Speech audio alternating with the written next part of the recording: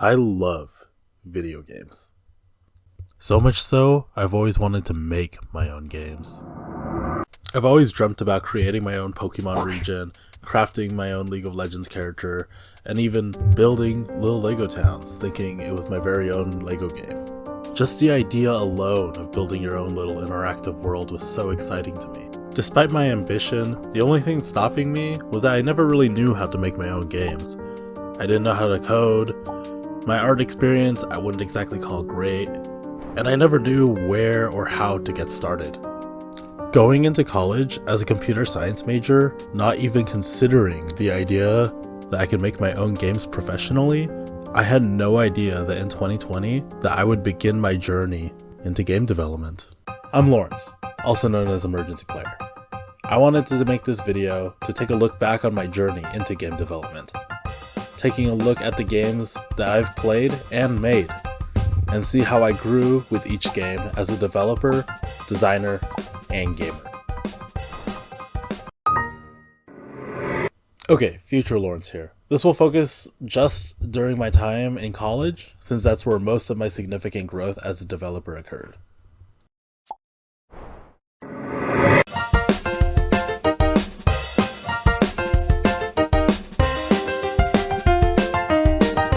It all started when I was bored in quarantine in the fall of 2020. As a freshman, I saw an invite to my school's game development club Discord server, and I joined. I thought it would be easy. I had some light Blender animation experience and some coding knowledge from scratch, so this should have been a piece of cake. Little did I know that joining this small Discord server would change the course of my life. I started by joining a team that was working on a top-down shooter called. For some reason, I was the primary programmer of this project. I watched hours and hours of brackies right before this game was due. And honestly, for someone who barely knew how to code, this game was pretty good. Now these were my two biggest problems. This bird, who moved way too fast and required way too much precision to hit you, and these objectives, which could be destroyed by a bullet soft locking you into the game. Beautiful game. The traumatizing experience from Cowboy Zelda inspired me to lead my own game the next semester. Coming fresh from winter break after playing a lot of Risk of Rain 2 and Doom 2016, I felt very inspired to make a shooter with some procedural elements.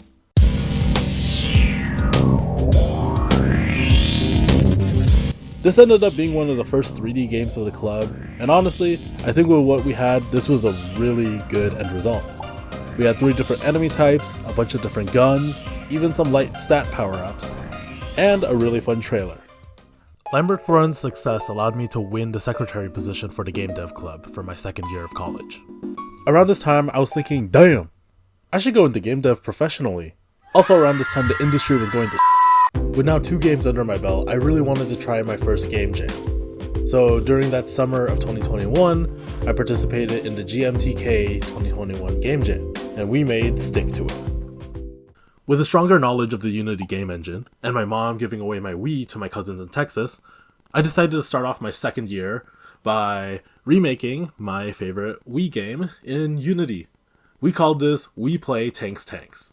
We changed the name to avoid Nintendo copyright. This game was a huge success. It had all enemies from the original game. It also had all 100 levels from the original game, which we made with our very own custom level editor. It wasn't anything super fancy, it was a text file with characters attached to the thing, and it would associate and instantiate those files whenever a level was created. This cut down on file size a lot, and we also left it open with some light documentation for any gamers who want to create their own We Play Tanks levels. Around the same semester that we did We Play Tanks, I did my second game jam. Game jam that my club hosted, and we created an action platformer called The Box. Riding off of the high that was the success of We Play Tanks, I got really ambitious and decided to co-pitch an online multiplayer platform fighter with 4 characters. Safe to say this one didn't work out, but it did teach me a lot about scope. First off, don't try and make 4 different characters with unique movesets within a semester. Also, online multiplayer is very difficult. But despite all of the challenges, The art was so good. Our art team was really talented, and one of our 3D modelers, Brandon, had a really good sense of Blender. And I ended up working with him by coincidence for almost the rest of my projects during the Game Dev Club. At this point, I'm 2 years into college and also 2 years into the Game Development Club. I have 4 games and 2 game jams under my belt. What was really cool about this is that through all of my experience and the people that I have met, I was able to win the presidency for my junior year of college. Since I was president, I took a bit of a break from the game pitches, but still did plenty of game jams. I think I did about 3. And we also brought in guest speakers from the industry, from Obsidian Entertainment, Activision Blizzard, Riot Games, and Sony Santa Monica. As a team bonding exercise, I thought it would be a great idea to do a game jam with my board for the Game Dev Club. So we started doing the 2022 GMTK game jam with Locked and Loaded Die.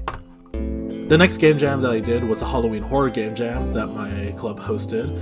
I was a bit on the fence on doing the game, but the Backrooms was trending and I thought a game in the liminal space environment was really cool, so I decided to create Chachi.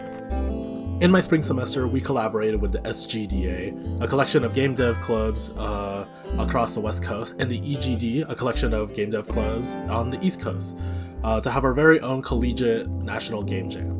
So, super last second submission, I created a game called Cough It, following the virus theme of the game jam. During my presidency, I was getting overwhelmed with all the computer science classes that I was working on, and I decided to focus myself on being an artist for the games that I was working with. Circle of Growth was during the fall semester. I was a 3D modeler and helped make the main character and some environment art. This was basically a platformer where you could shrink and grow yourself to get to places. I was also a 3D modeler for Pancakes and Love Letters. My friend Enzo was leading this game in his last semester during the spring, and I helped with 3D modeling the main cafe. During my presidency and around the end of it, after speaking to so many different people, I started to get a better feel on my thoughts of the game dev industry and going into it professionally. I was leaning a bit more towards that my enjoyment of game development came from it being a hobby. But I decided to give myself one more game pitch to try everything out and see if this was the route I wanted to take my career. With my presidency over and one more semester to go, fall of 2023 I decided to pitch a game that would bring me full circle. The sequel to the very first game I worked on, Cowboy Zelda. May I introduce to you, Gunslinger Hilda. This game had a wonderfully talented team, and we were creating a really fun game. It's not perfect, it's definitely janky, but it's janky in that spirit of the original Cowboy Zelda.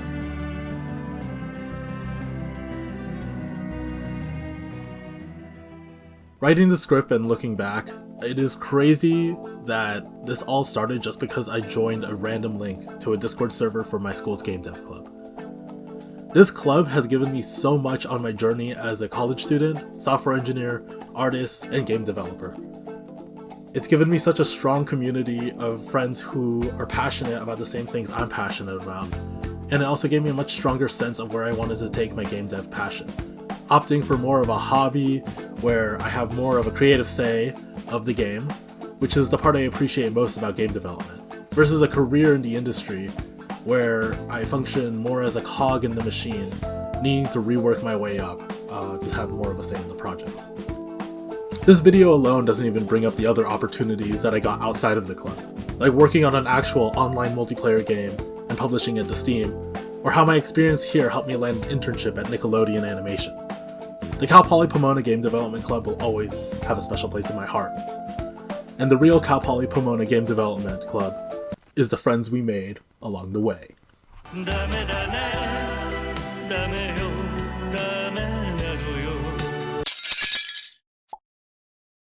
Leave a like and subscribe.